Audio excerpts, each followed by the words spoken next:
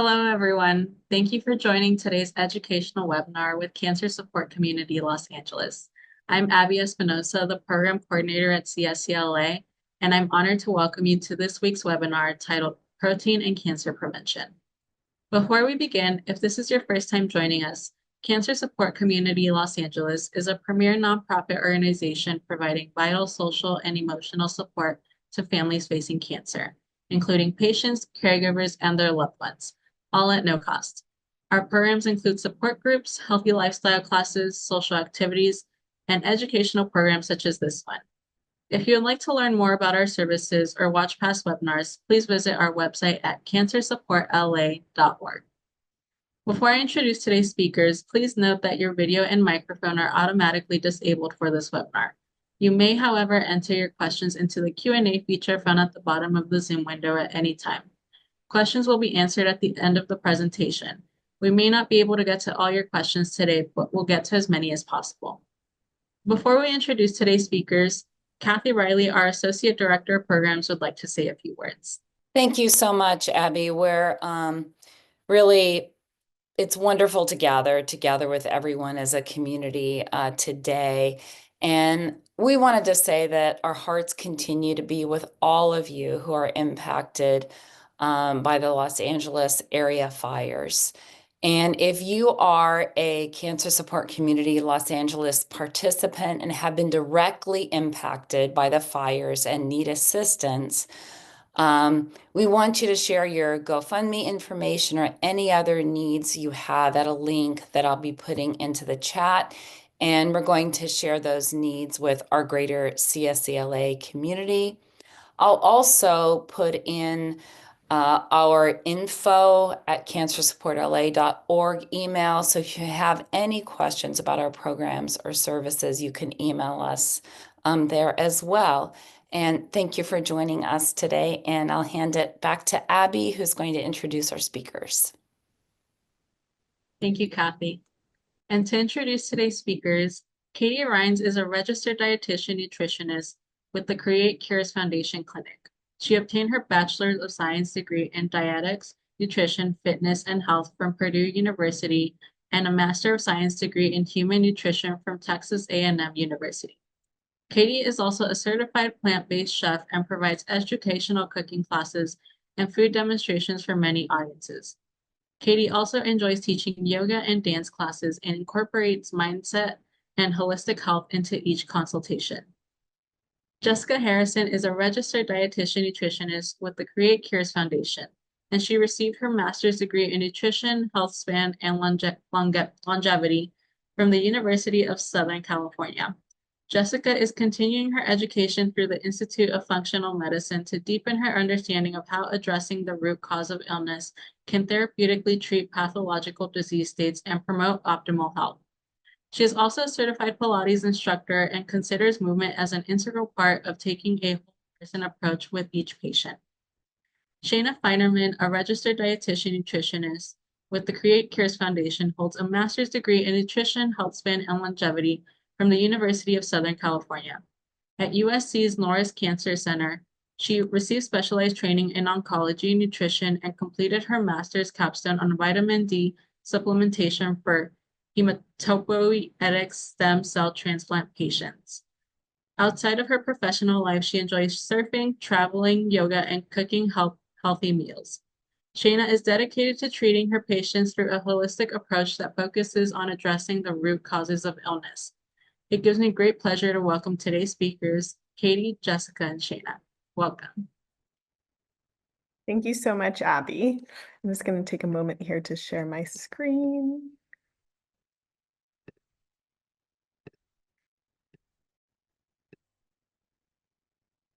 Great.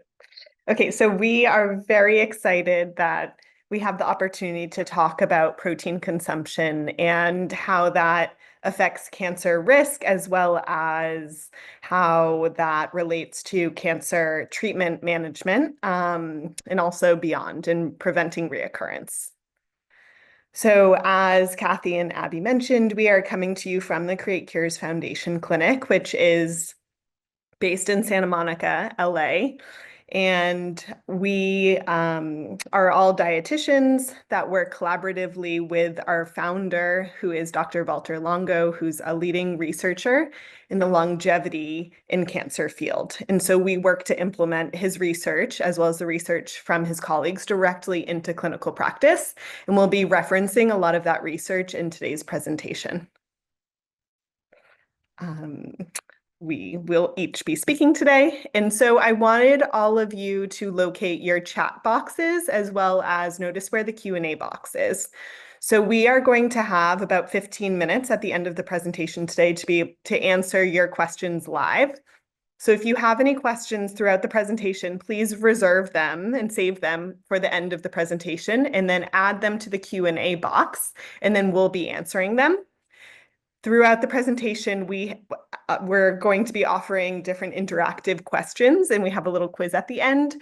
For these questions, please respond using the chat box. So the chat and the Q&A are two separate functions that you can see at the bottom of your Zoom.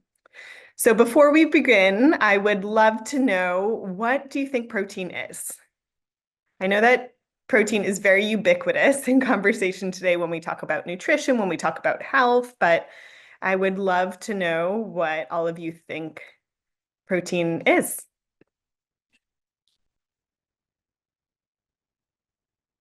Okay, it says can interact with the audience. Let's see.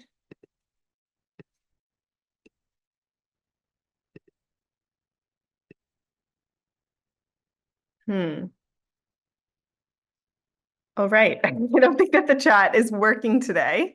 Jessica, this is Kathy. You can interact through the Q&A feature. They can answer there. So just use that. Perfect. Okay. Then forget everything I just mentioned about the chat and the Q&A. We're only going to use the Q&A. Okay. Maria said a peptide, a nutrient, amino acids. Yes, exactly. Yeah. So they are the building blocks of so much that we will talk about in just one moment. It's a nutrient necessary for the body to function, 20 different amino acids. Exactly. Yeah. So protein is made up of amino acids, which are the building blocks for your body to function. Exactly. So just to review what we will be speaking about today, we're going to be talking about just fundamentally what is protein. We'll be talking about protein sources, what to look out for, which protein sources maybe you should limit or avoid. We'll be talking about IGF-1, which is a biomarker that we monitor and assess at the clinic. We're talking about protein and cancer research, as well as at-risk populations and how to change the protein consumption based on whether a population is at risk. We'll talk about a sustainable approach to diet and lifestyle, and then we will finish with a quiz and a Q&A. So first, we'll talk about what protein is. So as a lot of you mentioned, protein is made up of amino acids. So there are 20 different amino acids, 9 are essential, 11 are not. I'll talk about what the difference is in the next slide. Protein is essential for growth, for cellular structure, for enzymes, for hormone production, for antibody formation, for fluid and pH balance, as well as the transportation and storage of nutrients. So as you can see, protein is absolutely essential for our bodily functioning. So we have 20 different amino acids. 11 of them are non-essential amino acids, meaning our body can produce them, whereas 9 essential amino acids must come from food. So the body cannot create these amino acids. We must have them, we must integrate them through our diet. So this can be challenging for people who are plant-based because the majority of plants are not complete proteins. Katie will speak about that in a moment, but having inadequate amino acids or amino acid deficiency is actually a cancer risk factor as well. So we'll be talking about how having too much protein too many amino acids is a risk for cancer, but also having too little is also a risk for cancer. So this is something to be really mindful of. And I encourage you to look up what the 9 essential amino acids are and just to see if your diet currently has them. If you are eating plant-based, if you're not plant-based, then you likely are not at risk of an amino acid deficiency. But this is something definitely to be aware of. In the media today, protein is everywhere, also all over food marketing. I see on practically every type of food, there's a high protein option, which is important because for some people, protein can be difficult to get adequate amounts from their diet. However, the majority of the American population today has not only sufficient protein, but is actually probably over consuming protein, which can put people at risk of developing cancer, of cancer progression, as well as cancer reoccurrence. So we'll be talking about specifically how to calculate your protein needs, but looking for those high protein options is not necessarily something that you probably need to emphasize in your diet. I'm sure that most people are getting enough protein. What we typically see in our clinic with a lot of our patients when they come in is that they're way over consuming protein. And by tracking your diet with apps such as MyFitnessPal or Chronometer, these essentially diet diary apps that allow you to input your diary and then it calculates the macros, can be really helpful for you to determine the amount of protein that you're consuming on a daily basis. And now Katie is going to speak about different protein sources. Yoo-hoo! Thank you so much, Jessica. I invite everyone to take a deep breath. Am I taking in too much protein? Am I taking in not enough protein? Now it's a little bit scary walking on this tightrope with this, right? So I'm really excited to help you feel more at peace around all of this. And a question, I'm curious, what is the difference between a complete protein and an incomplete protein? Jessica mentioned it briefly. I know the chat box isn't available at this moment, but I do invite you to think about it. Okay, do I really know the answer to this? What is the difference? And I'm going to get into the nitty-gritties and help you feel more confident about the difference between these two.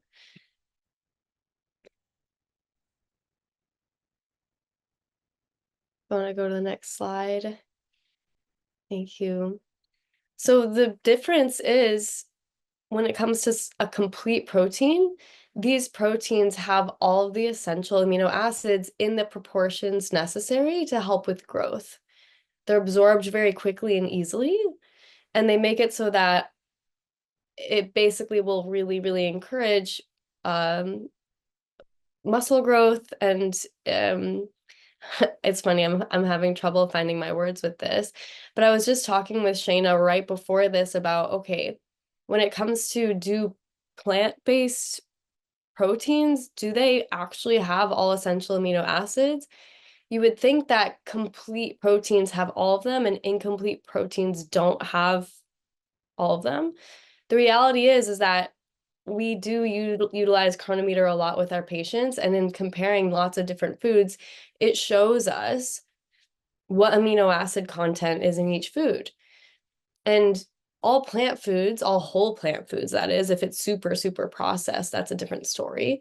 But things like corn, lentils, tofu, right? Even corn, they have all essential amino acids, just not in the proportions that are going to stimulate growth, not in the proportions that are readily absorbed and utilized directly by the body. So for that reason, incomplete proteins need to be complemented. One, maybe corn is going to be higher in lysine than beans is lower in lysine. Lysine is an essential amino acid, so it's a great idea to make sure they're both included in our diet so that our bodies can create those complete proteins. You see the eggs and bacon under the high biological value. That means that it's readily absorbed, biologically available. These are definitely going to be quickly absorbed proteins because when you're eating an animal product, you're not without the fiber, and when it's actually coming from an animal, it's really, really directly stimulating increase of growth factor. Whereas these low biological value proteins, they're just less quickly absorbed. They're less readily absorbed and utilized by the body to stimulate growth. This image is a chickpea omelet. This is made with chickpea flour, lots of vegetables in there. There's lots of different colors and antioxidants and phytochemicals and fibers in there to make so that we are getting enough protein. As Jessica said, it's really, really important to get all the essential amino acids in the proportions necessary. That's really important, but we're not going to be overdoing it as much. Our body is much better at navigating, okay, and I'm actually going to explain this in a second with a study. But I hope that makes sense. It's a little confusing, but plant foods do have all essential amino acids, especially the whole ones, but not in the right proportions that are going to stimulate, not in the proportions that are going to stimulate growth. I hope that makes sense. So insulin-like growth factor, this is something that Dr. Longo has done a lot of research around, and it's really fascinating. Higher insulin-like growth factor is directly correlated with cancer growth, which makes sense. If we're increasing growth factor, maybe bodybuilders want to do this. We're trying to grow our muscles, but as grown adults, the last thing we want to do is stimulate growth. That's going to exacerbate aging, and that's of course going to exacerbate cancer growth. So this is something that we like to pay close attention to with our cancer patients. And it's fascinating that the insulin-like growth factor, something that really can change it, is the amount of protein, especially complete proteins. Having too much of those can really increase this insulin-like growth factor. Another question, which help more to downregulate growth signaling pathways, complete or incomplete proteins? Hopefully it made sense that incomplete proteins, the proteins that need to be completed by pairing together, hopefully that makes sense that these will help downregulate growth signaling pathways. We used to think that, oh, you got to eat your eggs if you're going to get enough protein. Every meal must have a piece of meat on it if it's going to be a complete meal. We used to think that, but now lots of research is coming out. Actually, that quickly absorbed protein, while sure, it's much more readily available and bioavailable, the complete proteins, that doesn't necessarily mean it's in alignment with longevity. That doesn't necessarily mean it's in alignment with cancer prevention, right? So now a lot of research is leaning towards more plant-based incomplete proteins to downregulate these growth signaling pathways to help with longevity, okay? And this is one incredible, there's actually a great video that was done with Dr. Longo going over Laron syndrome. Laron syndrome is a really small population of people that have a insulin-like growth factor binding protein deficiency. So these people only grow to be about, I don't know, 4 feet tall, maybe like 3 feet tall. They're very short. But fascinatingly, they don't develop diabetes, they don't develop cancer. They're very much protected from a lot of chronic diseases. And it's something that is used going forward, thinking about, okay, if they're not able to absorb their growth factor, this is fascinating that this is really protecting them from a lot of chronic diseases and from aging. Okay? So with that information, we're trying to put that into practice and making sure that insulin-like growth factor is kept within a controlled window. We don't want that growth factor to go through the roof. Yeah. So as I said before, generally low biologic value, incomplete proteins are preferred for longevity. There's lots of research on this. It's fascinating that mice and humans, in both human and mice studies, those with IGF-1 deficiencies have major reductions in age-related diseases. Also, the average serum IGF-1 concentration was 13% lower in vegan women compared with meat eaters and vegetarians. So when it comes to, okay, well, what about milk? What about eggs? If I just stop eating meat, unfortunately, milk is quite the growth stimulating fluid. Milk is really designed to help a baby grow, and it's got lots of animal protein, casein, whey, of course, the lactose sugars in there. These are really, really growth promoting. So my cancer patients, I say, okay, let's really, really try to decrease the dairy products. And when it comes to eggs, these are also very high biologic value. Those are very quickly absorbed. And this must be individualized, right? So some people, if your IGF-1 is below what we would recommend, we want to make sure that you are able to, because yeah, we have a new whole body every 7 years, right? Our body's always sloughing off old, dead, and damaged cells and creating new cells. And for that to happen in a healthy way, of course, we need enough growth factor. That's really, really important. And that is possible with sources that have been shown to really, really help to not throw the scale off balance, which I'll explain in a second, with new cells growing versus old cells being sloughed off.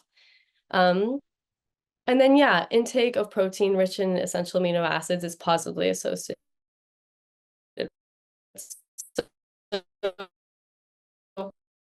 People who eat more meat, more dairy, have higher insulin factor, right? Only plant protein significantly lower circulating levels of total IGF-1, regardless of the same total protein intake. So it's really, really interesting. Those who, I have seen it happen where people might go a little bit over with their protein intake, but because it's from lentils, because it's from chickpeas and corn and beans, their IGF-1 levels are totally fine. Whereas if they were to have that same protein intake, maybe too much, from sources like meat, eggs, dairy, these are going to tip the scale a bit and really cause IGF-1 to go up, which is concerning when trying to manage cancer. Right. Okay, so this is really, really fascinating. This research study, I think it was 14,000 people, published in 2022. An increase in animal protein intake was associated with an increase of growth factor and a decrease in the binding proteins. So the insulin-like growth factor can be regulated well. We do have the ability to have these binding proteins and help the growth factor maintain a healthy level, but that really is only able to happen with plant protein intake. So the study showed that an increase of plant protein was associated with, yes, growth factor did go up. Like, you can gain muscle eating plants. You can make sure that you're rebuilding a healthy body eating plants, but also the binding protein to make sure that this is in a healthy balance goes up with plant-based proteins, but it goes down with animal-based proteins. So basically the animal-based proteins throws off our balance, so that, oh no, growth factor is just going to keep going up, up, up, and our body doesn't have that mechanism as much to bind and to slow down that growth factor increase. Whereas with plant protein, we can still have that insulin-like growth factor and bind and get rid of what's unnecessary and make sure that that mechanism is in balance, which is really, really important. Another 2020 study, an additional 3% of energy from plant proteins a day was associated with a 5% decreased risk of death from all causes. And this continues with each 3% of energy from plant proteins going up, that risk of death continues to go down. So that in itself, that's huge. And then lastly, recent studies support the association cow's milk intake and risk of estrogen receptor positive breast cancer. As I was saying before, it makes sense. Something that is directly created to stimulate growth, to help a baby grow as grown adults, as we're drinking this fluid, it's been directly related with cancer growth, milk increase, and directly related with growth factor increase, and estrogen signaling. It interacts with hormonal promoters of breast cancer. So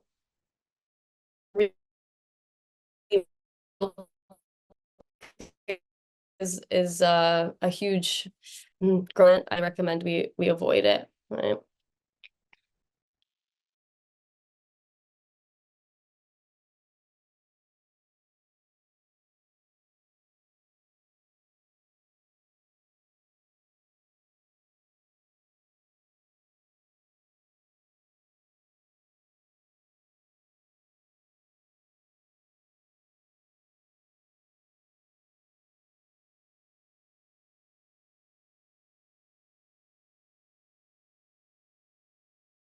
Katie, I think your audio and video are cutting out.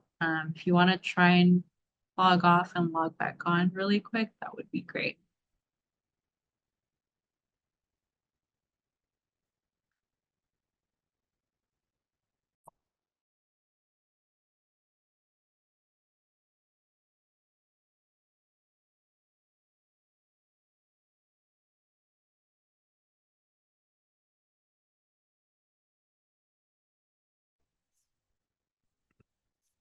Yoo-hoo. Okay. Can everyone hear me? I don't know what just happened. Thank you. Yeah, we can hear you. Okay, I'm so sorry about that. Okay, this is a great image. This is really showing us how a complete versus incomplete protein is going to affect our body and our muscles. Egg protein, this is a complete protein. It's already in the perfect package to help stimulate growth and to help with muscle growth and cancer growth. Versus this bowl of oatmeal with berries and hemp seeds and chia seeds and all these things, it's combined with antioxidants, phytochemicals, fiber, those omega-3s. Like there's a lot of other things going on. And those amino acids need to be packaged together to create a protein. So it needs to be complemented and slowly assimilated, and the body actually gets a chance to regulate, okay, how much growth factor are we going to make right now, right?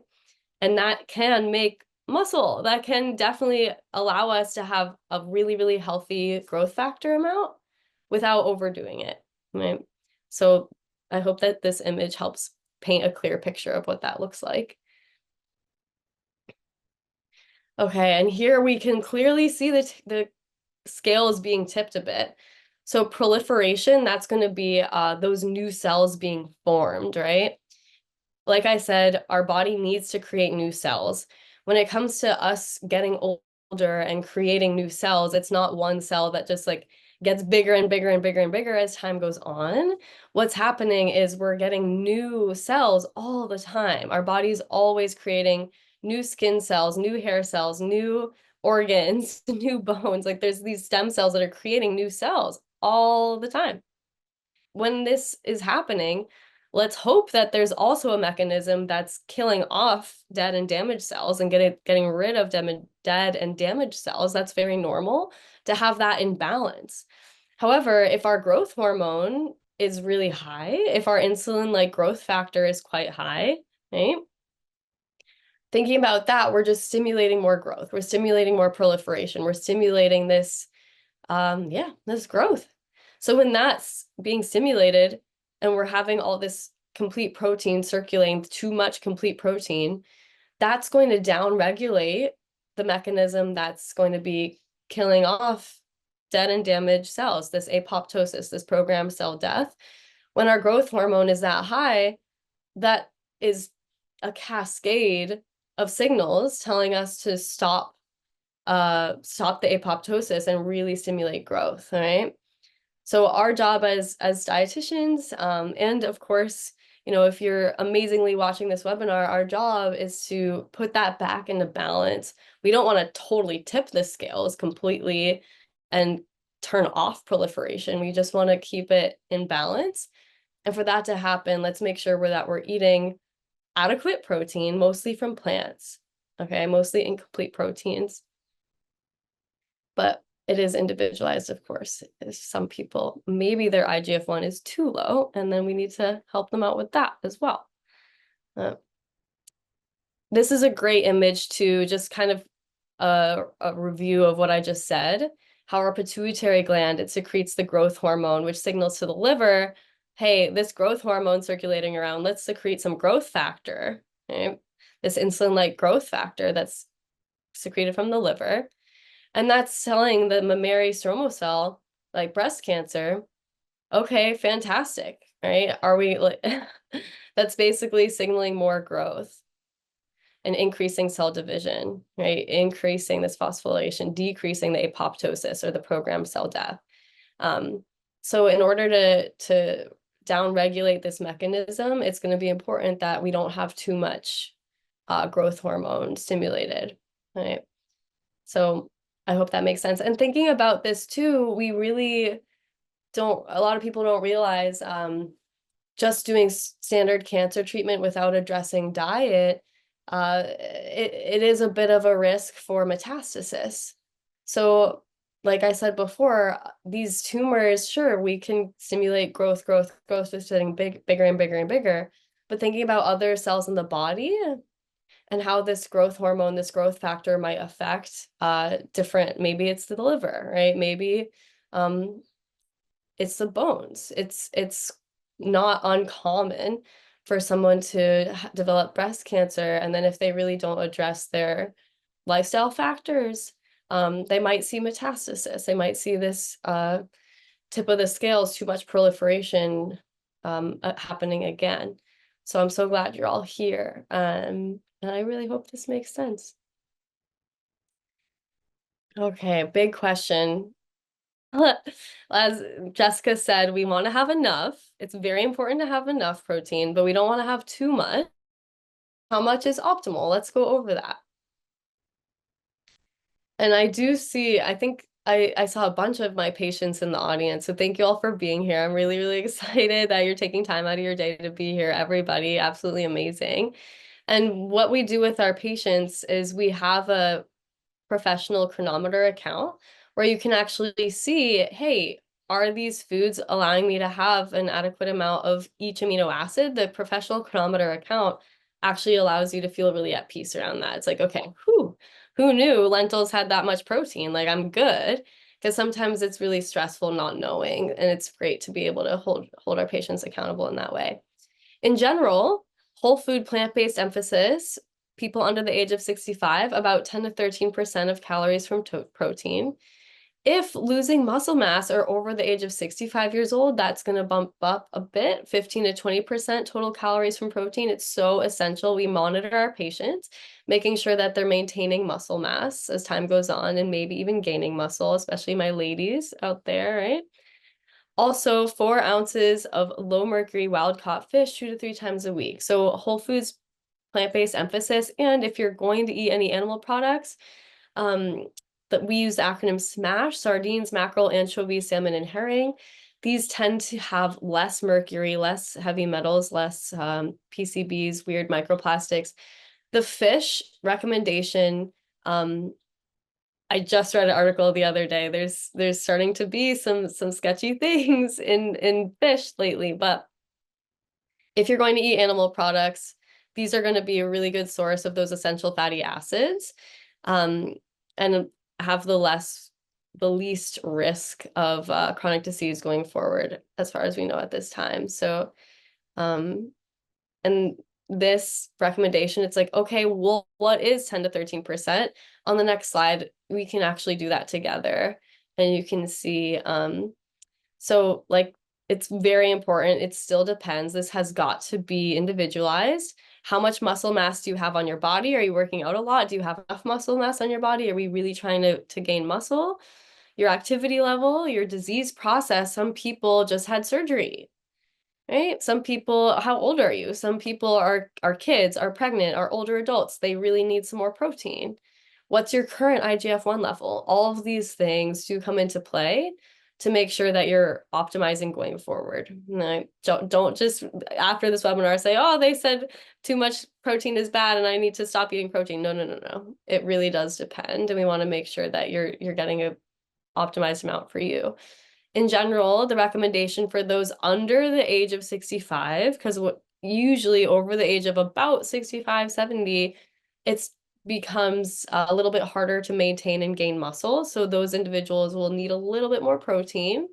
But for those under the age of 65, if you want to take out your calculator, there's a range of about 0.31 to 0.36 grams of protein per pound of body weight, right?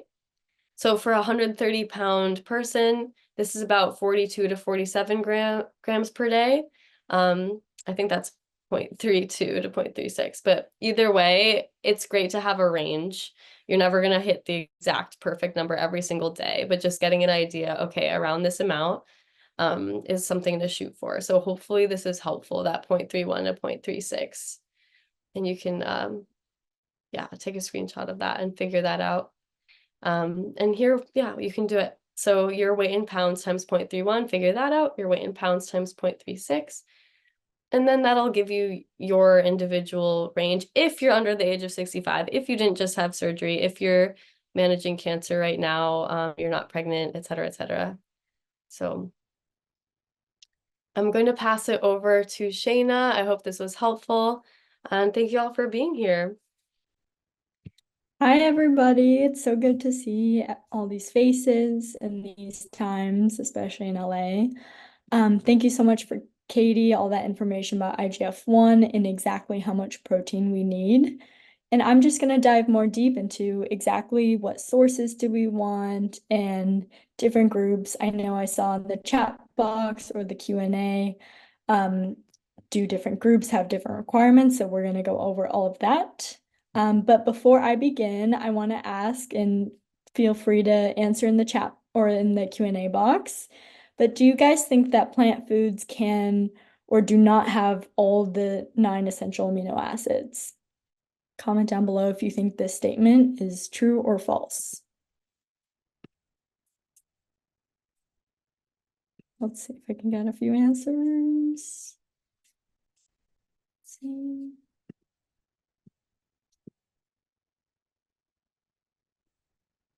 I have a feeling that you guys might think that plant foods do not have all the 9 essential amino acids, but actually some plant foods do. And actually, like Katie and I were talking about earlier, vegetables and grains, they can have all 9 essential amino acids. They just might be a little bit lower.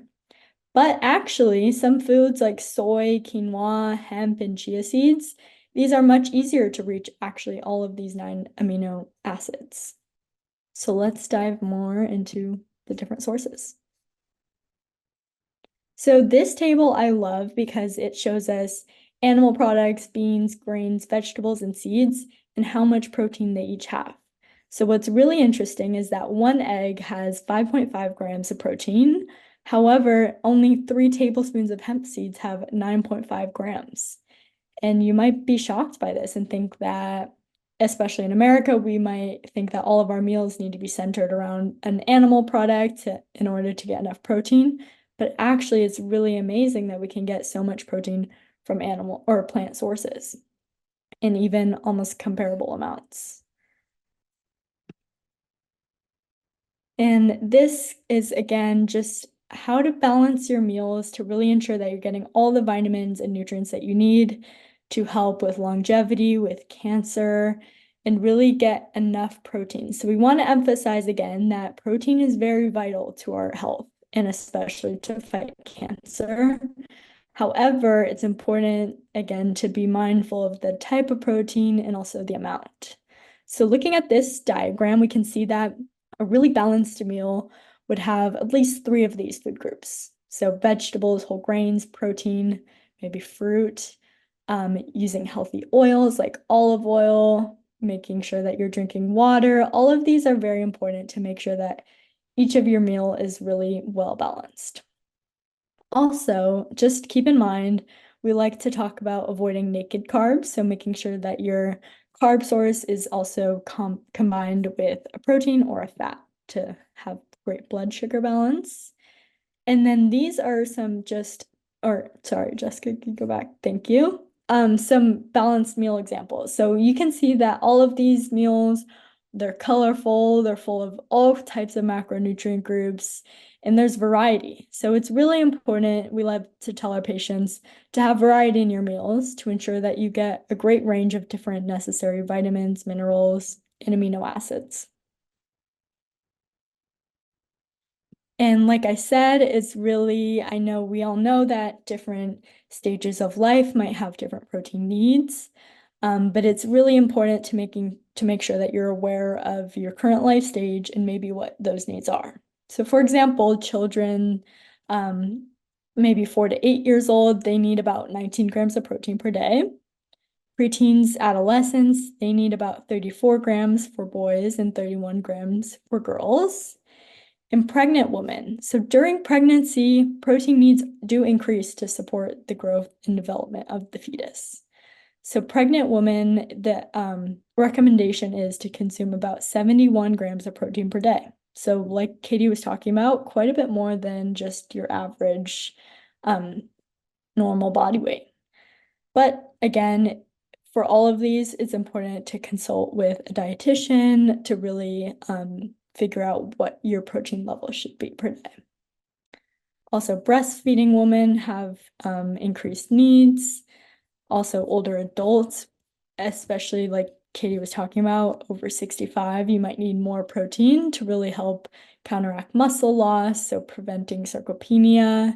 You want to maintain your muscle mass, your strength, so that you can fight infections, wound healing, just overall longevity. It's very, very important, and that's why this population needs a little bit more protein. So athletes, we also know that athletes we hear need a lot of protein to really have muscle, to really be able to do your sport. And yes, this is true. So athletes are engaging in much more rigorous activities than just a normal healthy person even. And protein is really essential. If you're constantly breaking down your muscles, you need to repair that for growth and also just recovery. And different athletes also have different protein requirements. Everyone is individual, so these needs can change based on your age, again, your gender, your weight, it all goes into account. In terms of cancer, though, we want to think about this. We can't have the same goal of gaining significant muscle mass as helping treat cancer. So our views, and like Jessica and Katie were talking about, if we're focused on treating cancer, we want to maintain our muscle and not as much growth. So keeping your protein optimal, but not too excessive. And just some recommendations for exercise. You want to be able to walk every day, at least an hour if you can. Try to elevate your heart rate, so not just your casual walk, but maybe with a little bit more of an intention. Making sure that you're moving throughout the day. So a really easy way is to, when you go to a building or anywhere, try to take the stairs instead of the elevators or escalators. You're going to get a lot more exercise and your body is really going to thank you. Moderate exercise, 2.5 to 5 hours a week. Some in the vigorous range. We want to have exercise. Again, we want to build that muscle, but also just maintain and help our immune system. So using weight-bearing exercises, resistance exercises to really strengthen these muscles. And this doesn't have to be just going in the weight room every day. It could be plenty of things like swimming, biking, could be weights, some yoga flows with some weights, it could be walking with a weighted vest. Many things can actually have some resistance on them. And then just after you do some exercise resistance training, make sure that you consume around 30 grams of protein within 1 to 2 hours of exercising to really optimize that muscle. And like we do at the clinic, we really want to be able to monitor your body composition over time. So making sure that you are gaining muscle and not losing too much muscle. Making sure if you want to lose more fat mass, we're doing that. We can check that over time. And then making sure, like Katie said, looking at your diet and really understanding, are you getting enough or are you getting too much? And we can also look at blood biomarkers to really understand this as well. And just important, again, like a summary, to optimize our lifestyle factors, optimizing our supplements and diet to really improve this aspect. So like Katie was saying too, we talked about the IGF-1 levels, and we know that having too high or too low levels might increase your mortality and contribute to aging. So we developed, or we looked through all the research, a range that we like to see our patients at. So we look between 120 and 160. And this is reflective of trying to minimize that growth as much as possible, but also having a healthy amount to support all of our needs.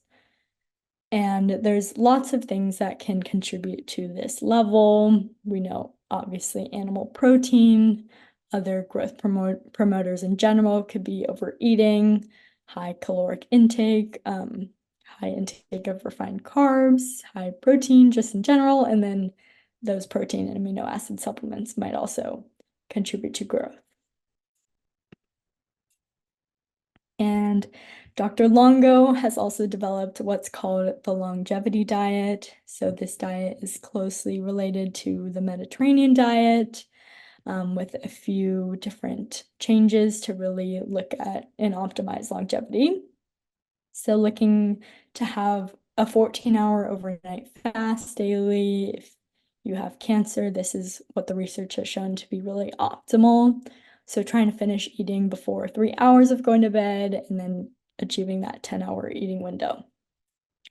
The longevity diet also centers on plant foods, including lots of plant proteins like legumes, beans, all these things, plenty of vegetables, fruits, and again, that variety of colors.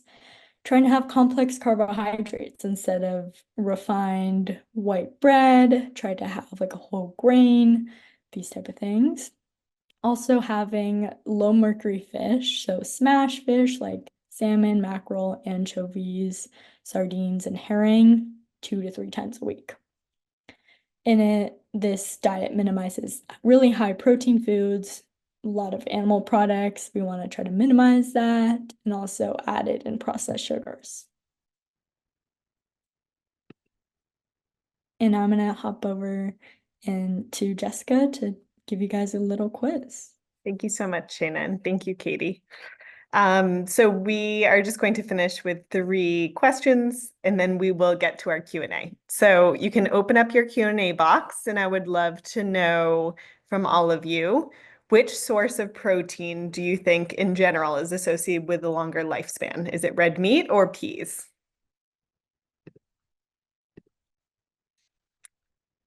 Let's see, peas by far. Yes, correct, peas. Because red meat is a concentrated, complete source of protein, it's going to stimulate IGF-1 proliferation, which is then going to send the message of growth in the body. Question 2, does everyone benefit from lower protein, mostly incomplete protein sources? We have a few yeses, nos.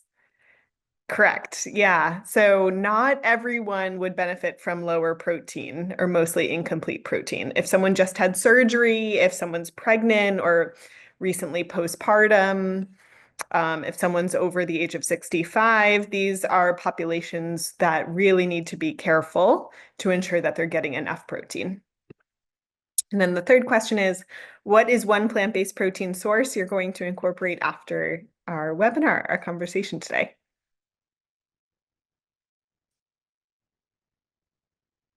Any ideas? Quinoa, lentils, hemp seeds, chia seeds, tofu, peas, legumes. Incredible. Yeah, exactly. These are all really wonderful sources of plant-based protein. So as a reminder, we are coming to you from the Create Cures Foundation Clinic. We are a nonprofit organization, and we work to make our services as accessible as possible, which means that we extend a sliding scale discount based on patients' income to ensure that our services are financially within everyone's means.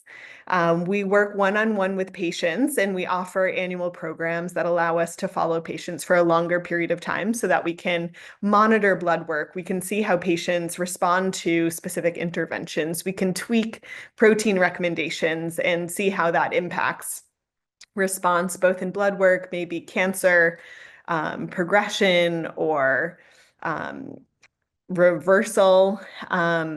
And we work in collaboration, as I mentioned earlier, with Dr. Longo, with our team of molecular oncologists who help to advise on our protocols that we recommend. And so if you are interested in either gathering more information, seeing if you qualify for a discount, or starting with us, Katie, Shayna, and I are all dietitians that see patients at the clinic. You're welcome to email the email address clinic@createcures.org. You can also go to our website to learn a bit more. And we also have an entire library of past webinars on our YouTube channel. So if you enjoyed today's webinar and you learned something, I encourage you to check out the YouTube channel. Okay, so now open up your Q&A box. And I would love to hear from you if you have any questions. I'll just start off by answering the question that where is the foundation located and do you work with patients from Europe? So the foundation is located in Santa Monica, California, Los Angeles. So if you want to come in person, you're more than welcome to come to the clinic. We also do work remotely with about 50% of our patients. So if you aren't able to get to the clinic, then that definitely is not something that's going to prohibit you from working with us. And then regarding patients living in Europe, we unfortunately are not able to see patients who currently live in Europe. However, we do have a foundation called the Fondazione Walter Longo in Milan, who's able to see patients not only anywhere in Europe, but also anywhere else in the world. So Australia, Asia, that clinic is able to see all of those patients. Unfortunately, in the US, because of regulations, we're only able to see patients in the US. Thank you. Thank you, Jessica. Okay. So many questions. Thank you all so much for participating in all your incredible questions. The first thing I really want to clarify is when I put that slide up that was, okay, let's calculate our protein requirements, those under the age of 65. That's actually what we recommend for our cancer patients. We work mostly with cancer patients. It's really incredible, the research out there now between longevity, fasting, and the protocols and how these have been able to help cancer patients. So that that's a big question I noticed. It's like, okay, well, I see you're recommending this amount of protein, but that actually was for, in general, everybody is individual. Everybody's got to, like, I would love to meet with you all and make sure that that range is going to be supportive for you.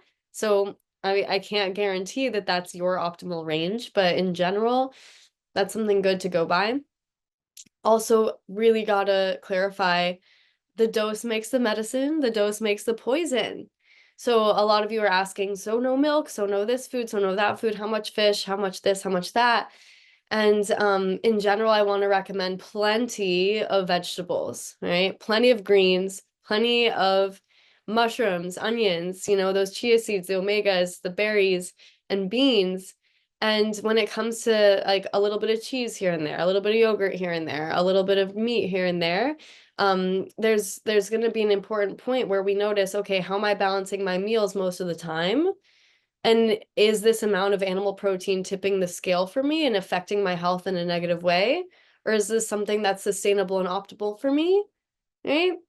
So really, all foods are included in your best life. You get to feel empowered about how you choose to eat every single day. And when it comes to like, this food is never allowed ever, and this food is, our bodies are brilliant. Our bodies are quite resilient. Making sure that you are flooding yourself with those nourishing greens and those nourishing vegetables a little bit, like there's got to be just a different proportion. Most Americans are eating half their plate is meat. Let's make sure half of our plate, a meal is not complete without green vegetables, without vegetables on there. Right? We've really got to just think about that plate differently and exhale a bit when it comes to a little bit of, you know, animal protein here and there. It's definitely wanting to be minimized, but everyone is different. And I hope that helps you feel more at peace. I hope that makes sense. And any further questions, please send us an email. I'm nervous we're not going to get to all your questions. I do quickly want to answer. I saw a couple questions that were asking about how do you get your IGF-1 tested. So you can definitely ask your doctor to order the lab test, and I encourage you all to be your own advocate and do so. You can also, there's websites where you can order your own labs if needed. So there's lots of options, and it's important to monitor over time, but not too frequently because it kind of takes a couple months to make big changes in your IGF-1 levels. So we recommend testing it every couple months. And then just a reminder too, that ideal level that we look at is between 120 to 160, but obviously knowing that everyone's an individual, and again, it's important to not be too under and not too over.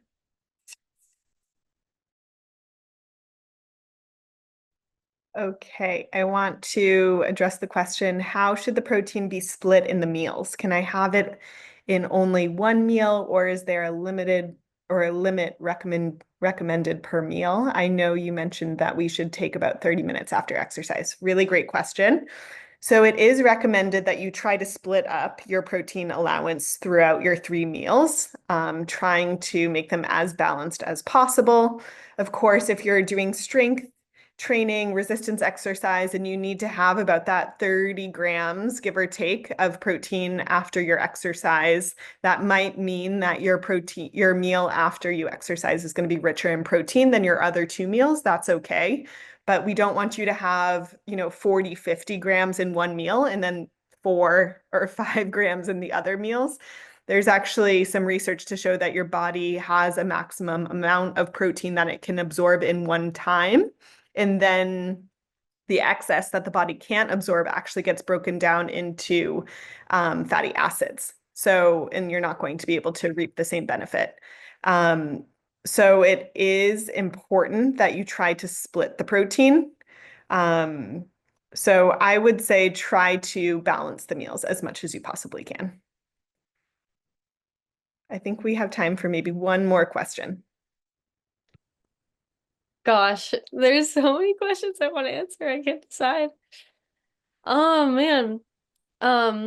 Someone asked, how should the protein be split between meals? Can I have it in only one meal? I recommend having it be distributed evenly throughout the day, with the exception of having that 20 to 30 grams of protein, making sure that's in the meal post-workout so that you're ensuring optimal recovery from that muscle conditioning workout.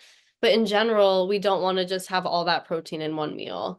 Protein is going to really help to balance blood sugar, to help with satisfaction and just reducing cravings throughout the day. Making sure, like, I love that image that Shayna showed of the balanced plate. Depending on how much protein you want to eat per day, with that equation that I shared, that range that I shared, let's divide that by 3. And from there, we can see, okay, how much protein per meal is going to be optimal for me.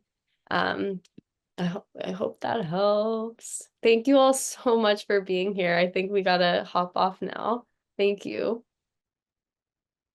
Yeah, thank you, Katie, Shayna, and Jessica. We're really grateful that you were able to join us today. We do have one last closing slide. Kathy, if you want to go ahead and share that. So again, thank you all for joining us today. If you'd like to learn more about Cancer Support Community Los Angeles, please feel free to visit our website at cancersupportla.org. And if you have any questions, please feel free to email us at info@cancersupportla.org. This flyer right here just shows all of the services that we offer. So we offer support groups and counseling. We have a child, teen, and family program, educational workshops such as this one, healthy lifestyle classes, and social events. And if you want to go ahead and get started, you can go ahead and scan that QR code on the bottom right-hand corner, and you will get more information on how you can get started with our services. I want to thank Shayna, Jessica, and Katie one more time. We really appreciate you being here. And thank you to our attendees for being here with us today as well. We hope to see you all at our next webinar. Thank you. Take care. Bye.